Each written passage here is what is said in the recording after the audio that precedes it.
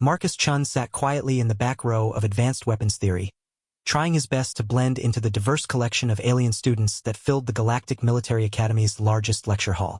At 19 years old, he was among the youngest beings in the class and definitely the only human. The weight of representing his entire species in this prestigious institution never quite left his shoulders. The classroom itself was a marvel of engineering, designed to accommodate the wildly different physiologies of dozens of sentient species. Seats adjusted automatically for beings ranging from the tiny, crystalline Kix to the massive, tentacled Gorth. Environmental controls maintained separate atmospheric zones for species with different breathing requirements. Translation matrices ensured that every word spoken was instantly converted into each student's native language. Despite all this advanced technology, Marcus often felt like he was living in the past compared to his classmates. While other students carried weapons that could disintegrate matter at the molecular level or manipulate gravity itself, humans still used kinetic projectiles and chemical explosives. Their ships moved through space using fusion drives while other species had mastered instantaneous travel. Their computers required physical interfaces while other beings communicated directly with machines through neural links. Primitive was a word Marcus had heard whispered more than once when his classmates thought he couldn't understand their various languages. What they didn't realize was that humans had developed an unusual talent for learning alien languages quickly, another adaptation that had served them well during their rapid integration into galactic society. Instructor Veltar, a tall Zephyrian with iridescent scales and, for independently mobile arms, commanded attention at the front of the classroom. Her species was known throughout the galaxy for their analytical minds and expertise in weapons technology. She had been teaching at the Academy for longer than most species achieved spaceflight. Today we continue our examination of projectile weapon systems, Veltar announced, her voice carrying easily through the chamber's acoustic enhancement systems. We have discussed energy-based projectiles, plasma containment systems, and gravitational manipulation weapons. Now we turn to more traditional kinetic systems. Marcus noticed several students glance in his direction. Human weapons technology was classified as traditional kinetic systems in the Academy's curriculum, usually studied as historical curiosities rather than practical military applications. These weapons operate on primitive principles, Veltar continued, activating a holographic display that showed various projectile weapons from across the galaxy. Physical objects are accelerated to high velocities and impact targets through simple momentum transfer. While crude by modern standards, such systems were essential steps in the technological development of most spacefaring species. A student near the front, a reptilian being named Kresh, raised what appeared to be a manipulator appendage. Instructor Veltar, why do we study these obsolete technologies? Surely energy weapons are superior in every measurable way. An excellent question, Kresh, Veltar replied. While energy weapons do offer significant advantages in terms of power output and efficiency, kinetic systems possess certain characteristics that remain relevant in specific tactical situations. She manipulated the display to highlight various scenarios. Environments with strong electromagnetic fields can disrupt energy weapons. Targets with advanced shielding systems may be vulnerable to physical projectiles. And resource limitations sometimes make simpler technologies more practical than complex ones. Marcus shifted slightly in his seat. He understood the theory, but he also understood something his classmates didn't. Humans hadn't abandoned kinetic weapons because they were waiting for better alternatives. Humans had continued developing kinetic weapons alongside energy systems because they served different purposes and offered different advantages. Now, Veltar said, I would like to conduct a practical demonstration. Can anyone in this class construct a functional kinetic projectile weapon using only materials available in this classroom? The question created immediate silence. Students looked around the classroom, taking inventory of the various educational materials, furniture, and basic supplies scattered throughout the space. Marcus could see them calculating whether their species' advanced engineering knowledge could be applied to such a primitive challenge. After nearly a minute of silence, Kresh spoke up again. Instructor, such a challenge would require manufacturing capabilities we do not possess in this environment. Kinetic weapons require precise engineering tolerances, advanced metallurgy, and sophisticated propulsion systems. Several other students nodded agreement, their various anatomical features indicating consensus across multiple species. I see, Veltar said. Her scales shifting to a color pattern Marcus had learned indicated mild disappointment. So despite all your advanced knowledge of weapons theory, none of you can create a simple projectile weapon from readily available materials? Marcus felt a familiar internal conflict. Speaking up would draw attention to himself and potentially embarrass his classmates. But remaining silent felt like abandoning an opportunity to represent human capabilities accurately.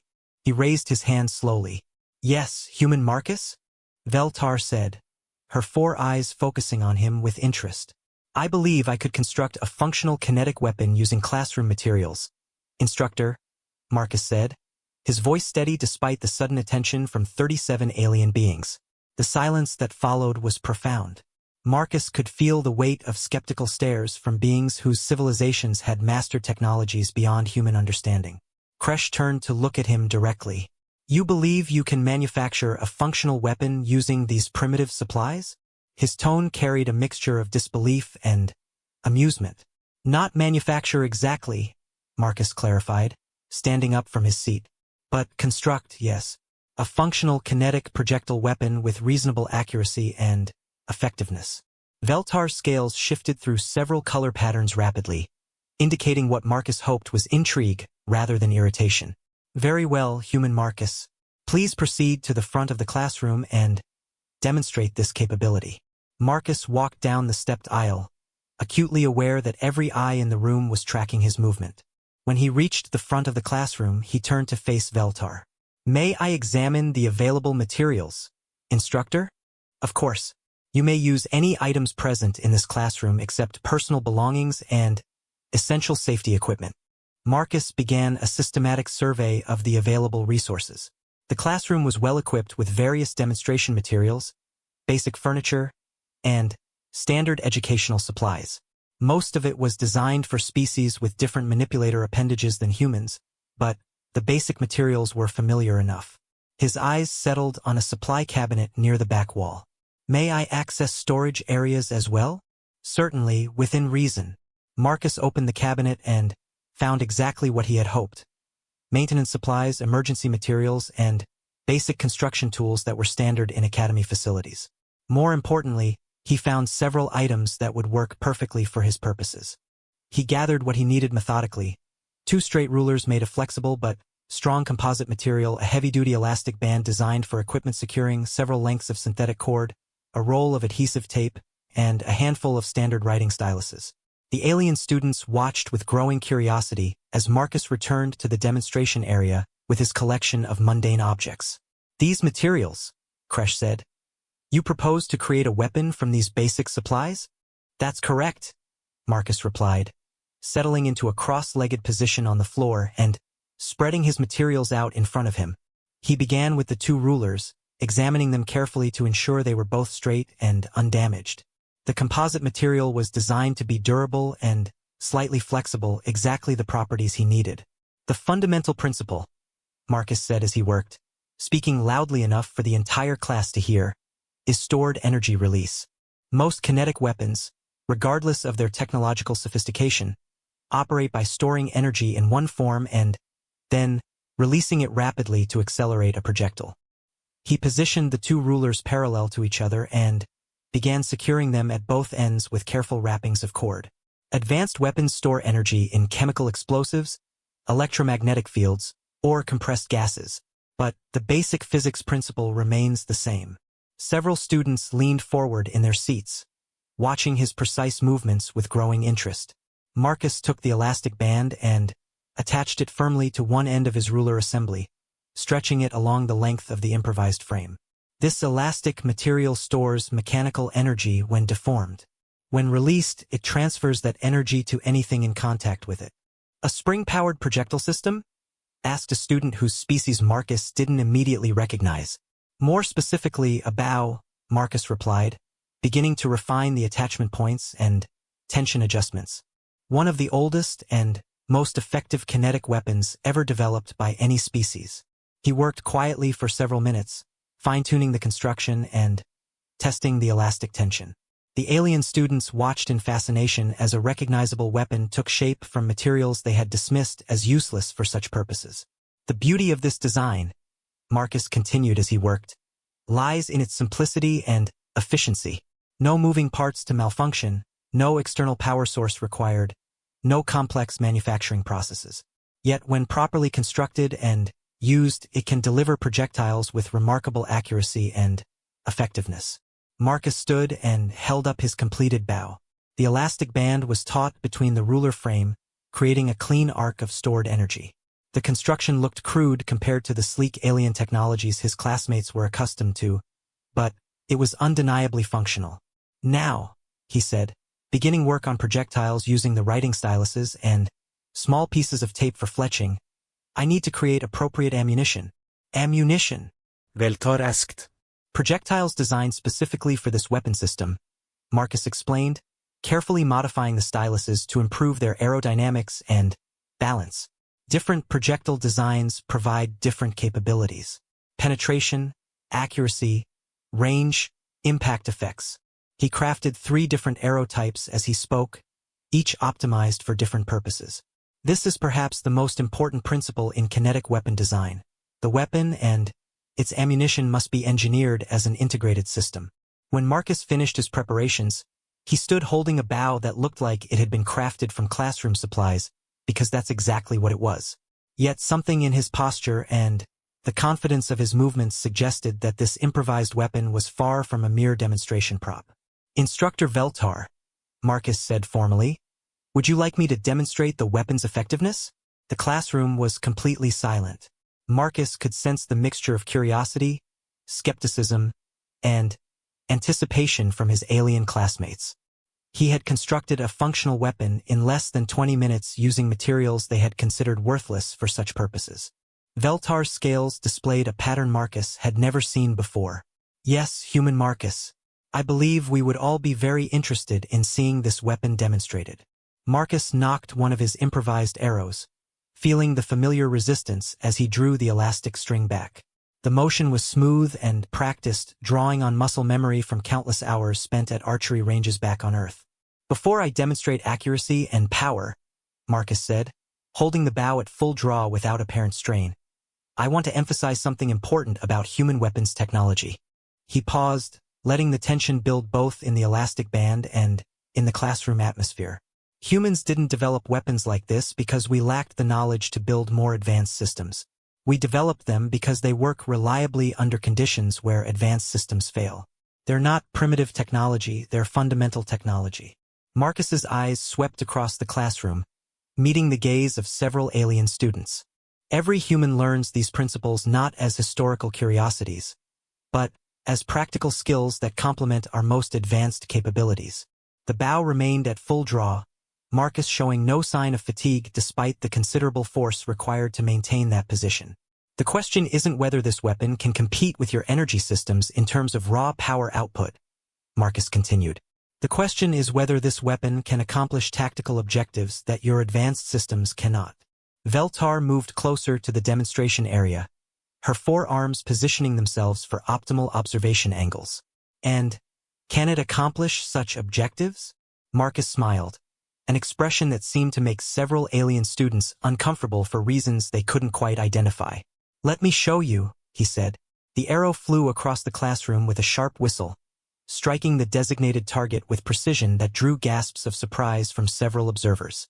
But Marcus was already knocking his second arrow, and his classmates were beginning to realize that this demonstration was far from over.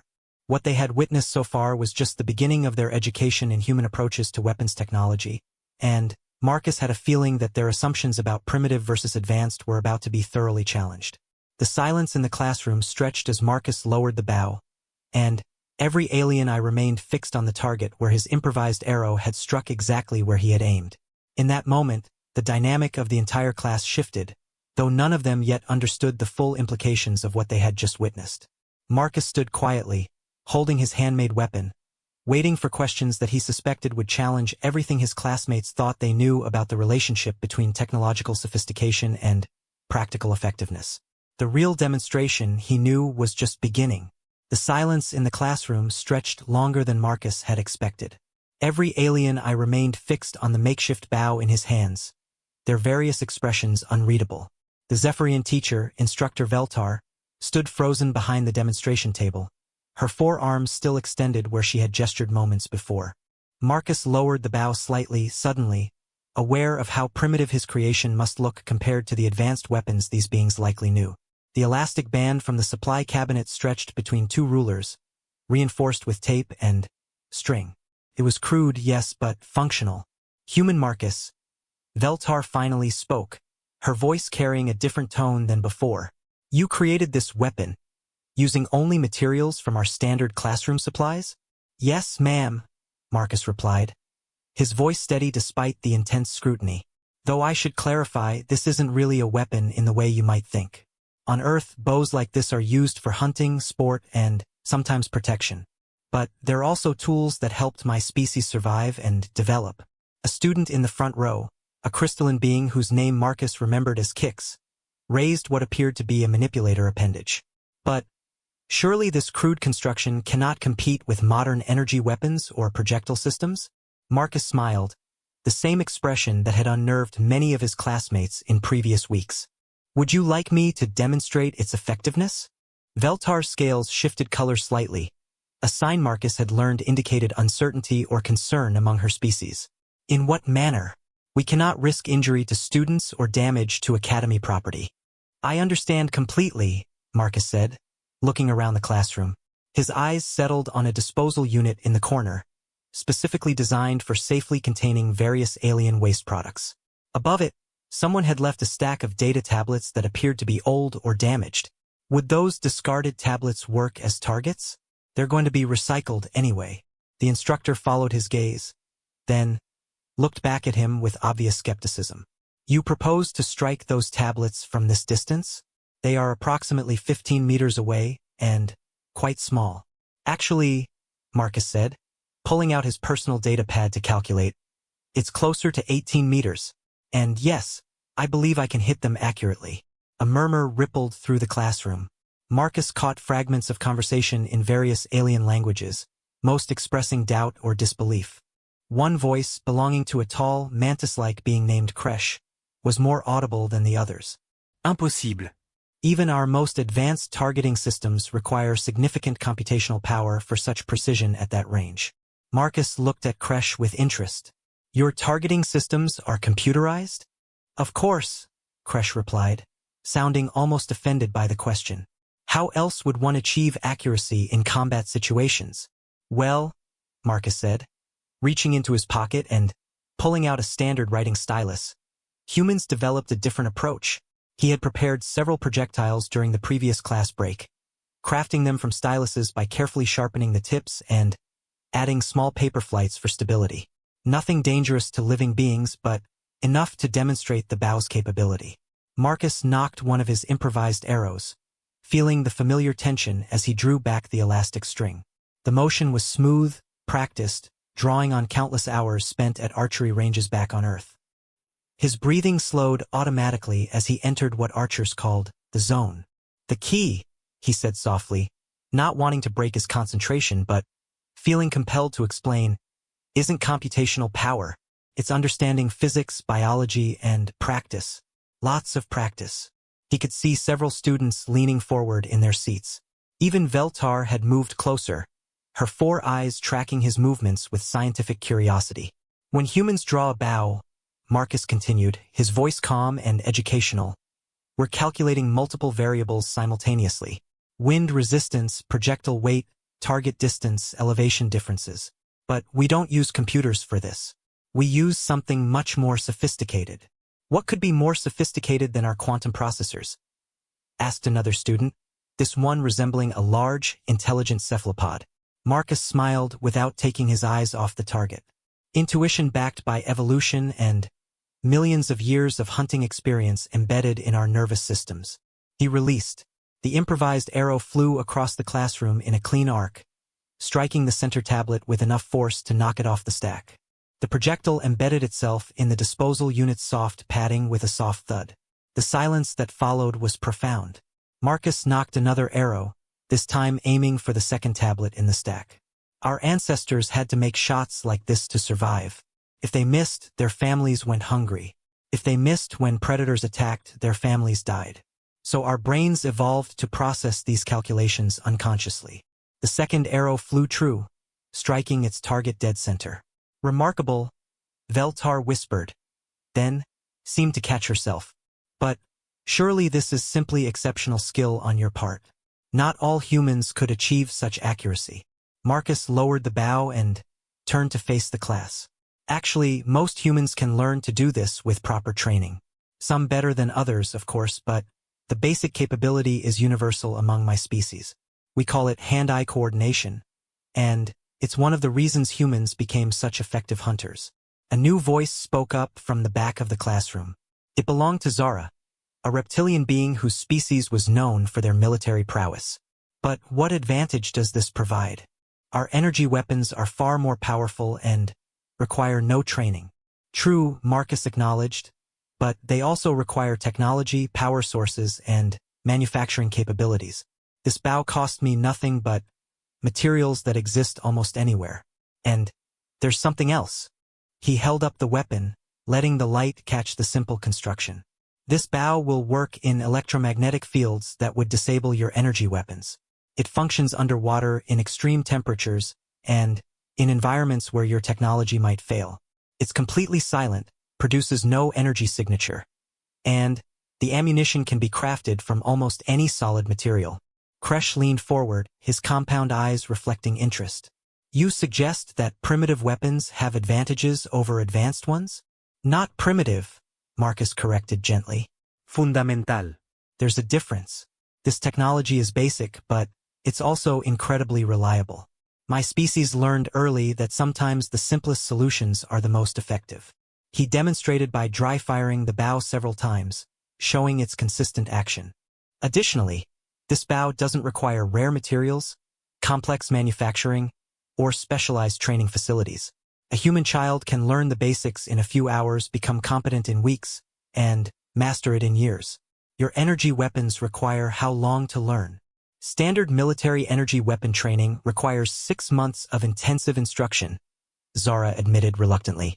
And how long if the training facilities are destroyed? Or if you run out of power cells? Or if the weapons malfunction? The questions hung in the air like Marcus's arrows had moments before. Veltar approached the front of the classroom, her posture indicating deep thought. Human Marcus, you are suggesting that your species develops contingency solutions for every primary technology? Not exactly, Marcus said, setting the bow down carefully on his desk. We're suggesting that humans never completely abandon older technologies just because newer ones exist. We call it technological layering. Each new advancement builds on previous ones, but the previous ones don't disappear. He pulled out his datapad and showed it to the class. This device is incredibly advanced, but I also carry this. He produced a simple mechanical pencil from his pocket. If my pad fails, I can still record information. If power systems fail, I can still calculate using manual mathematics. If all digital systems fail, I can still communicate through written language. But surely maintaining such redundant systems is inefficient? Kix asked, his crystalline form shifting to indicate confusion. Marcus considered this carefully. In the short term, yes, it requires more training, more storage space, more mental resources. But humans learned something important during our development. Efficiency is only valuable if it doesn't create critical vulnerabilities. He gestured toward the bow. This weapon represents thousands of years of human engineering refinement. The design principles used here influenced the development of crossbows, siege engines, and eventually led to understanding of stored energy systems that power many modern technologies. We didn't abandon the bow when we invented gunpowder. We didn't abandon gunpowder when we developed energy weapons. Each technology has its place. Zara's neck frills extended slightly, indicating high interest among her species. You maintain combat capability across multiple technological levels simultaneously? Most humans do, yes. We teach our children to use computers, but also to perform mental arithmetic. We use vehicles for transportation, but most humans can also travel efficiently on foot across long distances. We have advanced medical technology, but also maintain knowledge of basic field medicine using simple tools. Marcus walked to the disposal unit and retrieved his arrows, checking them for damage. This redundancy served us well during our development. When disasters struck human communities, those who could adapt using multiple technological levels survived. Those who depended entirely on their most advanced tools often didn't. Fascinating, Veltar murmured. And this principle extends beyond individual capabilities? Absolutely. Human military forces maintain weapons and tactics from multiple technological eras. Our medical systems include everything from advanced surgical robots to basic herbal medicines. Our communication systems range from quantum entanglement networks to simple signal fires. He returned to his seat, but remained standing. When humans first encountered other species in the galaxy, we discovered something interesting. Most spacefaring civilizations had focused on advancing their most sophisticated technologies while abandoning their simpler ones. This made them incredibly capable in their areas of specialization, but also created critical vulnerabilities. What kind of vulnerabilities? Kresh asked. Marcus smiled, and this time the expression seemed less unsettling to his classmates. Tell me, if your ship's power core fails in deep space, how do you generate heat to survive? The question created immediate, uncomfortable silence. Or if your communication systems are jammed, how do you send messages across a battlefield? If your targeting computers are disabled by electromagnetic interference, how do you aim your weapons? If your navigation systems malfunction, how do you determine direction using only natural references? With each question, Marcus could see more students shifting uncomfortably in their seats. Humans maintain solutions to all of these problems because we never stopped developing our fundamental capabilities while advancing our technology. We can navigate by stars, create fire without technology, hunt for food using improvised weapons, perform medical procedures with basic tools, and communicate across distances using visual signals. Veltar's scales had shifted to a color Marcus associated with deep consideration. You are suggesting that human technological philosophy is fundamentally different from most galactic species? I think so, yes. Most species we've encountered seem to view technology as a ladder, where you climb to higher rungs and abandon the lower ones. Humans view technology more like building a pyramid, where each new level is supported by all the previous levels beneath it. Marcus picked up the bow again, feeling its simple weight. This bow represents the foundation level of human-ranged combat technology. Everything we've built since then, from crossbows to plasma rifles, incorporates lessons learned from this basic tool. We keep teaching its use not just for historical reasons, but because understanding its principles makes us better with every weapon that followed. Demonstrate another capability, Zara requested suddenly. Show us something else this primitive weapon can accomplish. Marcus looked around the classroom, considering options. His eyes settled on the lighting controls near the door, specifically a manual switch that controlled the room's auxiliary illumination. Target practice is one application, he said, knocking another arrow. But practical use requires adaptability. Instead of aiming directly at the switch, Marcus aimed at the wall above it, calculating angles carefully. He released the arrow with slightly less force than before. The arrow struck the wall and ricocheted downward, its modified tip catching the light switch and flipping it down. The room's auxiliary lights dimmed immediately. Ricochet shooting, Marcus explained as several students made sounds of amazement in their various languages. Useful for hitting targets behind cover or when direct shots aren't possible. This technique allowed human archers to strike enemies hiding behind shields or around corners. How did you calculate that angle? Kix asked, his crystalline form now glowing with obvious excitement. Practice and intuition mostly, but also understanding of basic physics principles. Angle of incidence equals angle of reflection, adjusted for projectile drop, material properties of both the arrow and the wall, and energy transfer rates. Marcus walked to the wall and retrieved his arrow, then flipped the light switch back up manually. What's interesting is that humans learned to make these calculations automatically, without conscious thought. We call it muscle memory and spatial intelligence. He returned to his position and knocked another arrow. Would you like to see how this bow performs with different types of ammunition? Without waiting for an answer, he pulled out another of his prepared projectiles. This one was different from the others, crafted from softer materials and designed for a specific purpose. This arrow is designed for minimum penetration and maximum impact spread, he explained. On Earth, we call this a blunt tip arrow, used for hunting small game without damaging the meat, or for training purposes where safety is important. He aimed at the same disposal unit but selected a different target area, one with softer padding. The arrow struck and bounced off harmlessly, demonstrating its non-penetrating design. And this, he said, producing another projectile, is designed for maximum penetration with minimal impact force. This arrow was thinner with a sharper point and better aerodynamics. When he fired it at a different section of the disposal unit, it embedded deeply but with less visible impact. Different tools for different purposes, Marcus concluded. Human weapons technology emphasizes adaptability and versatility.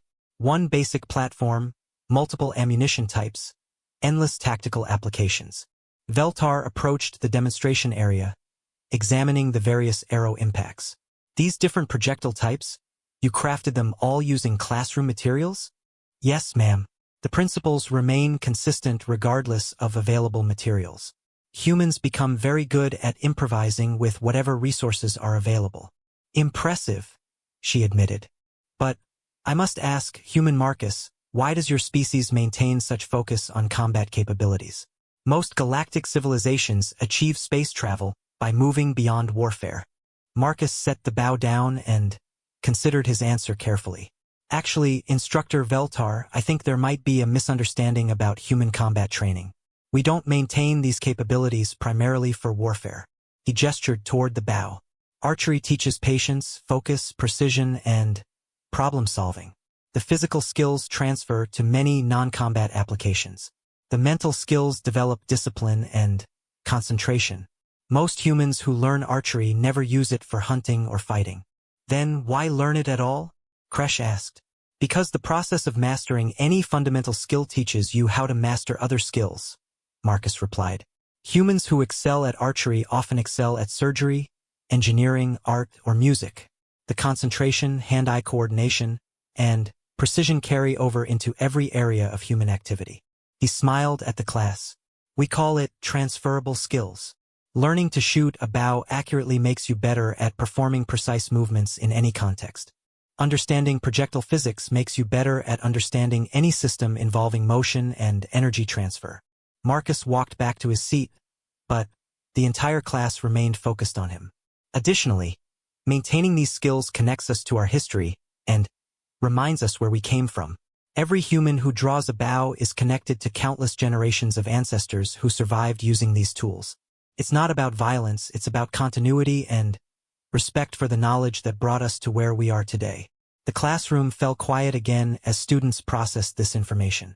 Finally, Veltar spoke. Human Marcus, your demonstration has been quite enlightening. But I must ask one final question about this weapon. Yes, ma'am? How long did it take you to construct this bow? Marcus checked his chronometer. About 12 minutes, ma'am. Most of that was testing the elastic tension and crafting the arrows. And how long would it take to teach another being to use it effectively? Marcus considered this carefully. For basic accuracy at short range, maybe an hour.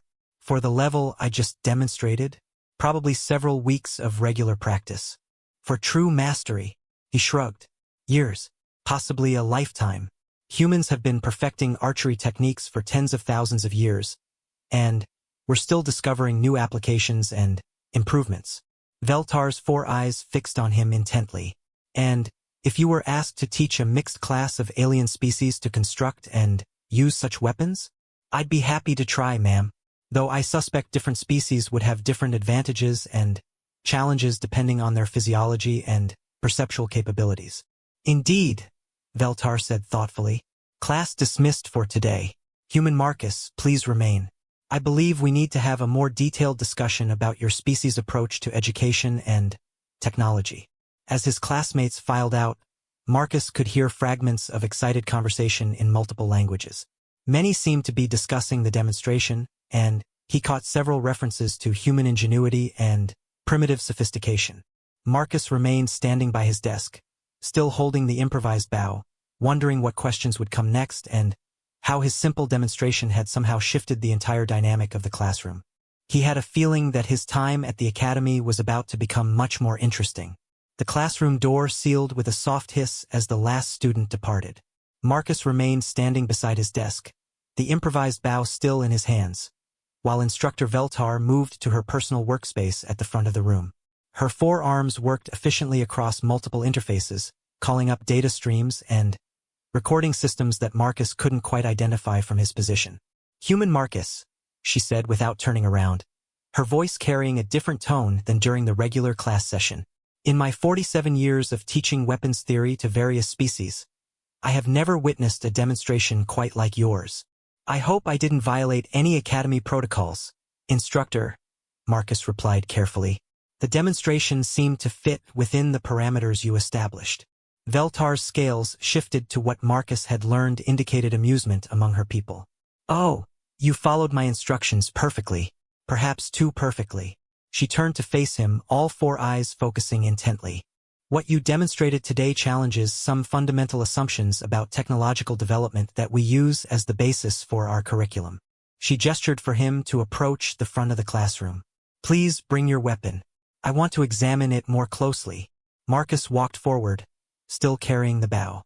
Up close, he could see that Veltar had activated several recording systems and what appeared to be detailed scanning equipment. "May I?" she asked, extending two of her four hands toward the bow. "Of course," Marcus said, handing it over carefully. Veltar's touch was gentle but thorough as she examined the construction. Her scanning equipment hummed quietly, analyzing materials and construction methods. "Remarkable. The elastic coefficient, structural integrity ratios, and energy transfer efficiency are far higher than I would have predicted for such simple materials. Human engineering tends to maximize the potential of available resources," Marcus explained. "We learned early that you often have to work with what you have rather than what you wish you had." "Yes, about that," Veltar said, setting the bow down on her demonstration table.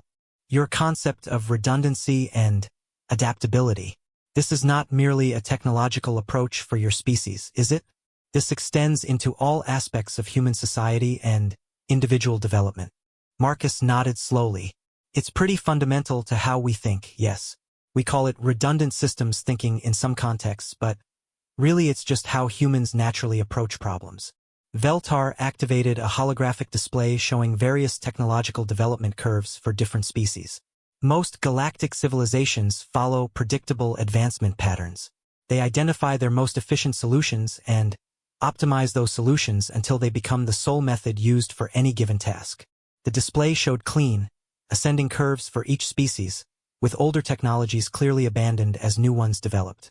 "Humans appear to follow a completely different model," she continued, manipulating the display to show a much more complex pattern.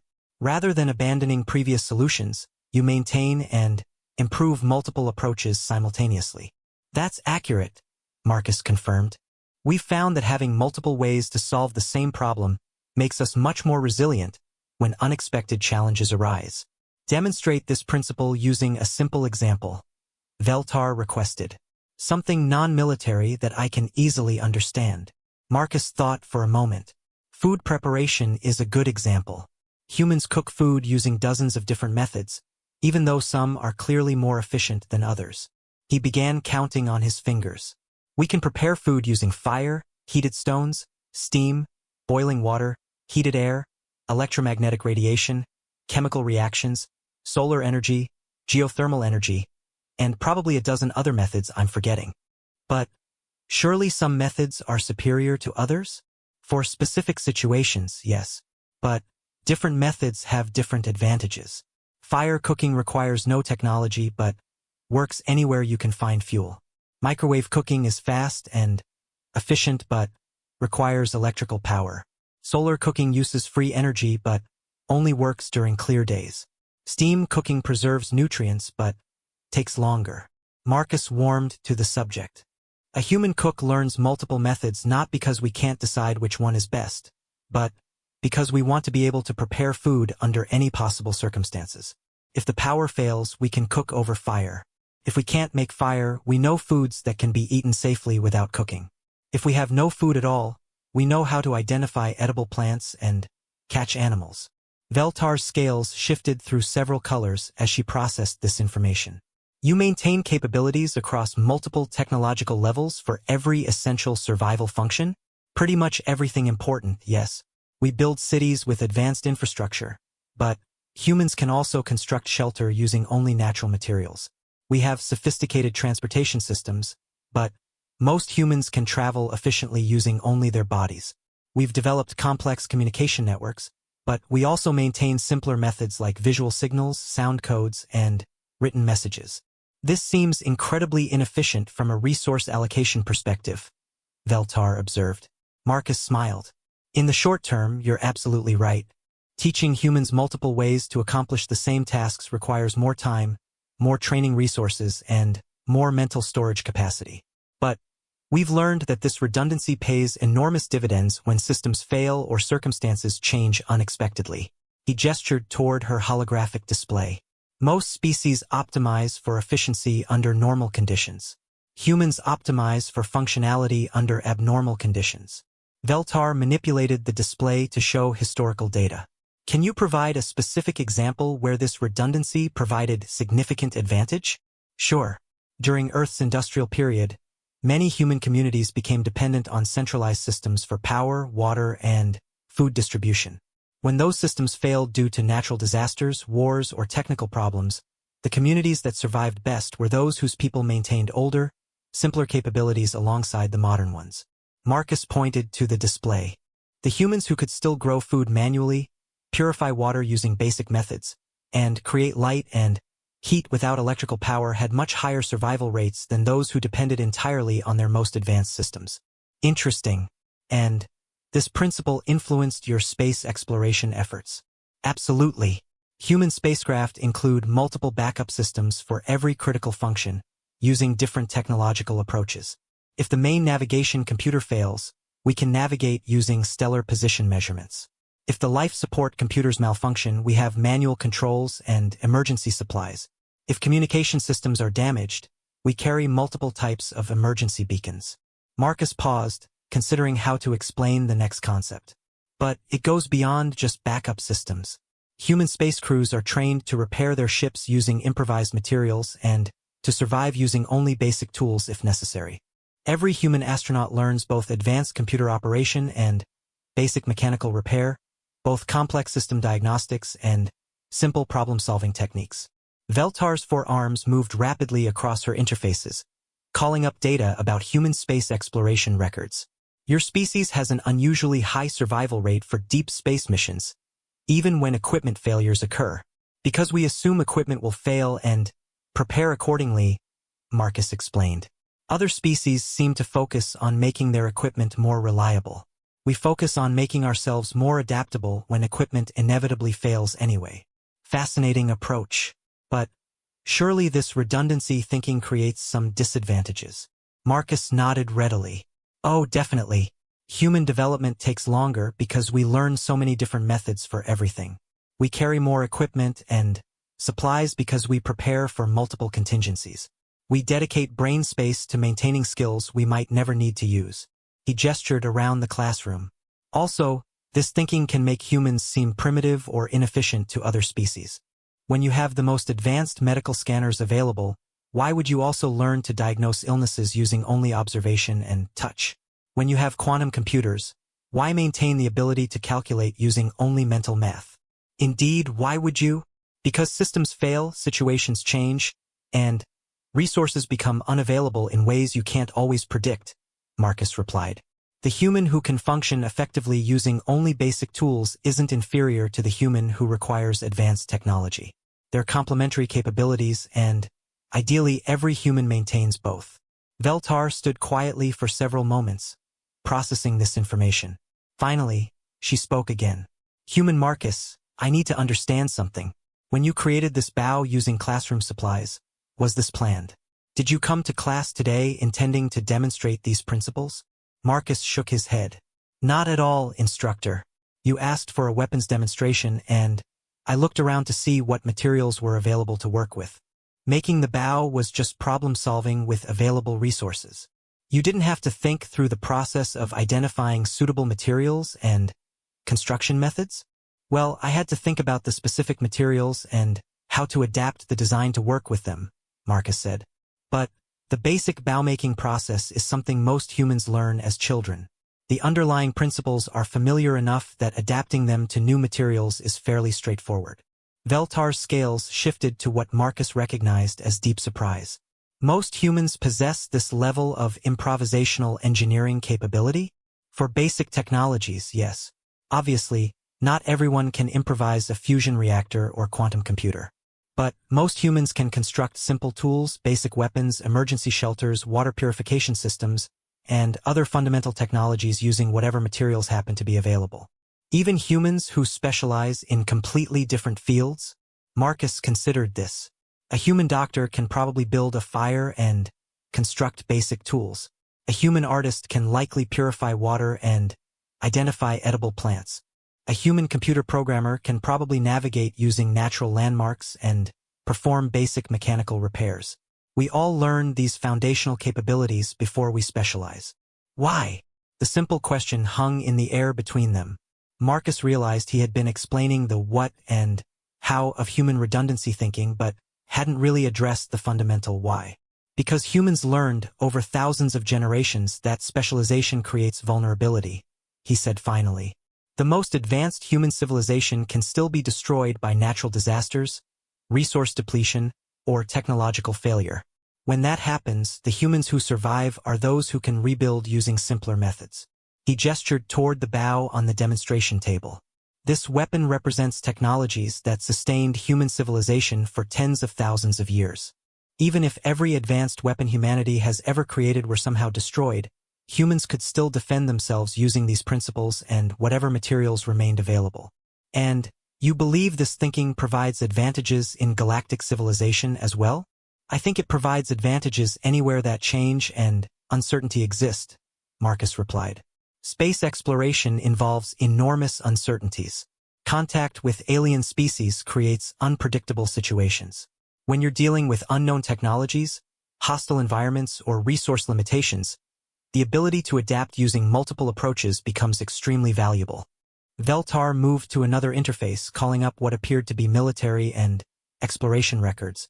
Human performance in multi-species cooperative missions has been notably effective, particularly in crisis situations. Because we approach problems differently than most species, Marcus suggested. When other beings focus on optimizing their specialty technologies, humans start looking for alternative approaches using different methods. We often find solutions that others miss because we're not locked into single technological paradigms. Provide an example. Marcus thought back to stories he'd heard from human space crews. The Kepler station incident about 15 years ago. Multi-species research station lost main power and backup power simultaneously due to a solar flare interaction with their quantum power systems. Most of the alien crew focused on repairing the advanced power systems. And the humans? Started building mechanical wind generators using scrap materials to provide basic life support power while the repairs continued. The alien crew thought this was primitive and inefficient. But the improvised generators kept everyone alive for the 6 days needed to complete the main system repairs. Veltar's scales went through a complex color sequence that Marcus couldn't interpret. The official records indicate that human crew members saved that mission, but they don't specify how. Because from a human perspective, it wasn't heroic or unusual, Marcus explained. It was just normal problem solving. When your primary solution isn't working, you try secondary approaches. When those fail, you try tertiary methods. You keep working down through simpler and simpler technologies until you find something that does work under current conditions. And if you exhaust all technological solutions, Marcus smiled, then you use biological solutions. Humans can survive in remarkable conditions using only their bodies and basic intelligence. We can find food, water, and shelter in environments that would kill most other species, because we maintain capabilities that don't depend on any technology at all. Veltar stood silently for a long moment, then began moving around the classroom, examining various pieces of standard equipment with what appeared to be new interest. Human Marcus, she said finally, I believe I need to completely restructure my weapons theory curriculum. Mom. Your demonstration today revealed that our entire approach to teaching weapons technology assumes a single-path development model that may be fundamentally flawed, she explained. We teach students to master the most advanced systems available, on the assumption that advanced systems are inherently superior to simpler ones. She gestured toward the bow. But you've demonstrated that simpler systems can provide capabilities that advanced systems lack, and that mastering multiple technological approaches creates tactical advantages that specialization cannot match. Marcus felt a moment of concern. I hope I haven't created problems for your curriculum, instructor. On the contrary, Veltar replied, her scales shifting to what Marcus recognized as excitement. You may have provided the solution to a problem we've been struggling with for years. What kind of problem? Combat effectiveness in unpredictable environments, she said, calling up more displays. Our graduates are extremely capable when operating within their technological comfort zones. But their performance degrades rapidly when forced to function with unfamiliar equipment or in resource-limited situations. She pointed to performance data that showed clear patterns across multiple species. We've been trying to solve this by developing more reliable advanced technologies. But your demonstration suggests we should be teaching multiple technological approaches instead. Marcus nodded slowly. Redundancy and adaptability. Precisely. I suspect that implementing human-style redundancy thinking could significantly improve combat effectiveness for all species. Veltar's forearms worked rapidly across multiple interfaces. I want to conduct a formal study of human technological adaptability. Would you be willing to participate? Of course, instructor. What would that involve? I want to test your improvisation capabilities under controlled conditions, document your problem-solving methods, and analyze the principles underlying human adaptability, she explained. If the results confirm what I suspect, this could revolutionize how we approach technological education throughout the galaxy. Marcus picked up his improvised bow, feeling its simple weight. I'm honored by your interest, instructor, but I should mention that my capabilities are fairly typical for humans. If you really want to understand human adaptability, you might want to study humans who specialize in survival and improvisational skills. Such individuals exist? Oh yes, we have humans who dedicate their lives to mastering adaptability itself. Wilderness survival experts, emergency response specialists, military survival trainers, disaster recovery teams. People who can build entire civilizations from scratch if necessary. Veltar's scales went through another complex color sequence. And these specialists teach their skills to other humans? Absolutely. Human educational systems include survival training, basic engineering, improvisation skills, and resource management as standard curricula. We believe every human should know how to function effectively under adverse conditions. Remarkable, Veltar murmured. Human Marcus. I believe this conversation has opened entirely new avenues for research. Would you be available to continue these discussions in future sessions? Of course, instructor. Should I prepare any specific materials or demonstrations? Veltar considered this. Yes, actually. I want you to prepare demonstrations of human improvisation across multiple technological categories. Show me how humans adapt cooking, shelter construction, communication, transportation, and medical treatment using only materials available in various standard environments. Marcus nodded. I can do that, though you might want to check with Academy administration about testing some of these capabilities. Demonstrating human medical improvisation might require special permissions. I will handle the administrative requirements, Veltar assured him. This research could have implications far beyond weapons training.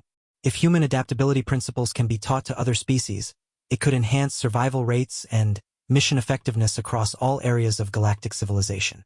As Marcus prepared to leave the classroom, Veltar called out one final question. Human Marcus, in your opinion, what is the most important principle underlying human redundancy thinking? Marcus paused at the door, considering the question seriously. Never assume your current solution is your only solution, he said finally. Always assume circumstances will change in ways you haven't predicted, and always maintain the capability to function effectively even when your best tools and methods are no longer available. He held up the improvised bow one last time. This bow taught our ancestors that survival depends not on having the best possible tools, but on being able to create effective tools from whatever resources exist. That lesson shaped every aspect of human development, and it served us well among the stars. As Marcus left the classroom, He could hear Veltar already beginning to record preliminary research notes. He wondered what other aspects of human thinking would seem remarkable to alien perspectives, and whether his simple demonstration had started something much larger than either of them had expected.